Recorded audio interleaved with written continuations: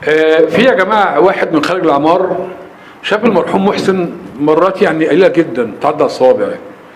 بس الخبر لما جاله صعق جدا يعني زينا واكتر كمان يعني.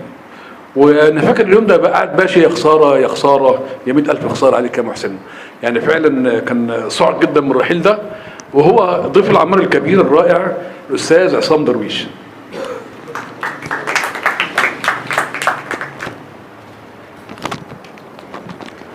السلام عليكم ورحمة الله وبركاته.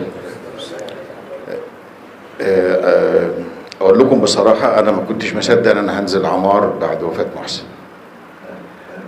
بأمانة لما الأستاذ عاطف بلغني أنا حسيت إن اتخطفت. لأنه ببساطة محسن يعني يمثل ليا صديقي الحنين.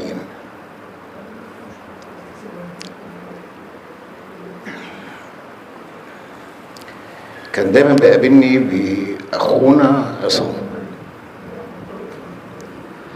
أخونا عصام. ربنا يرحمك يا محسن. شكرا.